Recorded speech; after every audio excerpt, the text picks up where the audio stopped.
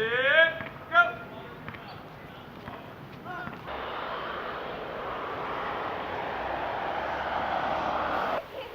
Alright, switch it out. You go to wide receiver over there, you're running back now.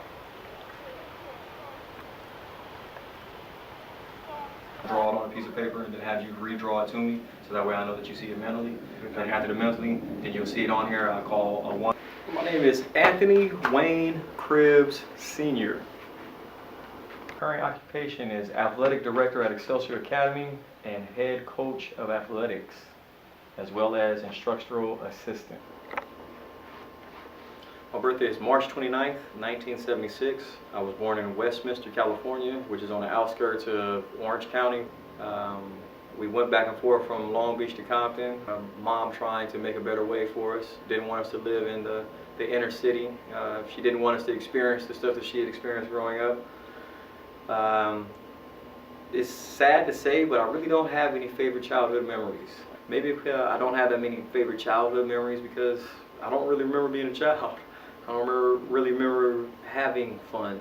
I remember just trying to pay bills and worrying about how could I help out. You know, will this bullet fly through my house, or will this person fight my friend? A lot of other things to worry about instead of being a kid. I remember 19 years old, hustling newspapers, trying to cut grass, trying to do other things so I can help my mom out. Because I grew up in a single family home. Dad was in Texas, didn't want to stay in Texas with Dad. I wanted to help out Mom.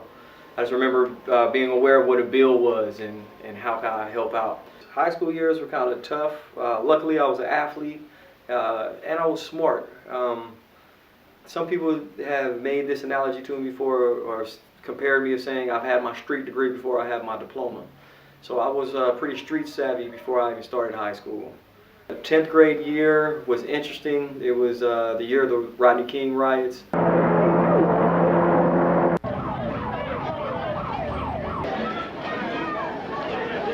I pretty much had a fork in the road there.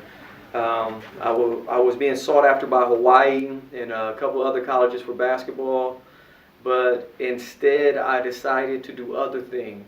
Other environmental things, street things that I was accustomed to. So I kind of shed away from the sports activity and went more to the street activity. 11th grade, I was out on my own. I stayed on my own. I've lived by myself or with other people since the 10th grade.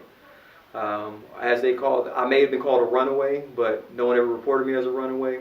I just stayed with other people, hustling, making money to sustain myself, buy myself my own clothes, food, and so forth. I'm not going to sit here and glamorize the ways that I made money because I am somewhat ashamed of it. After graduation, it was tough. I lost a lot of good friends, both to violence and to incarceration. 6 months after my graduation, there was no jobs out there for me. I found myself doing more and more street activities. I found myself getting closer and closer to incarceration. So I decided to join the military. So about 9 months after my graduation, I joined the military. My brother by the streets, who I call him my street brother, I've been knowing him since the 5th grade. He was one of the first people who took me in when I was in the 9th grade, him and his family. But my brother decided that he was on the wrong path as well, so he decided to join the military with me, and we went on a buddy program. So it was almost like I was living a double life. I had my military life, which I did military things. Then I had my civilian life, in which I did stuff that I'm not proud of. My first assignment was Desert Shield in the Bosnia conflict. It's very interesting. I didn't see any combat whatsoever. My first deployment. But like I said, I went home. I seen more action at home than I did in the military. So I went on leave, and not one, not two, but 3 people were murdered when I went home. I literally seen one of my friends' brains blew out on the concrete. That affected me a lot. I was violent towards a lot of people. Didn't know why I was violent towards a lot of people. I just was very violent. It saddened me, but at the same time, I didn't really care. I didn't care. And it kind of changed my perception on life. It kind of changed my perception on just overall on people itself. Here I was in the military trying to make a difference, trying to do something different with myself, and I seen that, you know, here are my buddies that I came back to. They're still stuck in the time warp. They're still stuck doing the same thing. And in a way, I was sad that, you know, that these 3 deaths had happened. But at the same time, I was grateful that, you know, I had an outlet. I was able to go to the military to get away from that, because I'm more than positive that if I would have stayed on the path that I would have either been this super gangster or dead or in jail. Simple as that. My superiors noticed a change in my behavior, a change in me following directions, following orders. I got into some conflicts with my fellow shipmates. Ended me in what's called restriction. I ended up going to the brig. Upon my arrival to the brig, they decided to give me a psych eval. Upon my psych eval, that's when I was diagnosed with post-traumatic stress disorder. Not from the military though, but from my civilian life.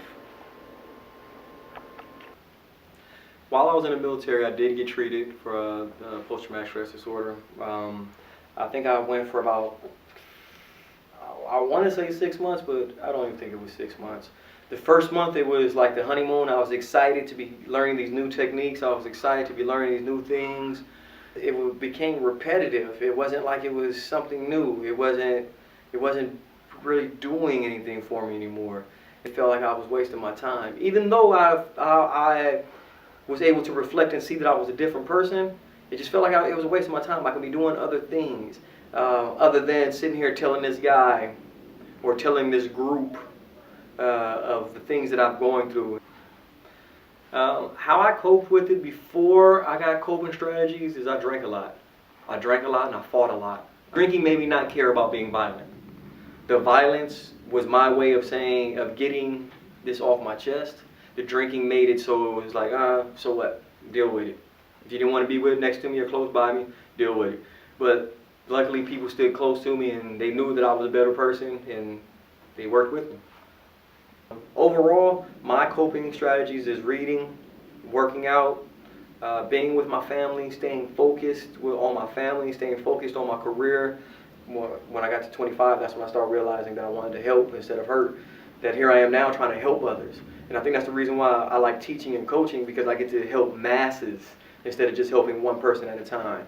And I get to help 5 to 10 at a time. So I guess to a certain extent, I'm embarrassed of having post-traumatic stress disorder. I'm embarrassed that I need help dealing with my emotions, dealing with not being able to control my anger, not being able to control the thoughts in my head. Because it almost feels like to a certain extent that I'm a kid and I need an adult to help me along.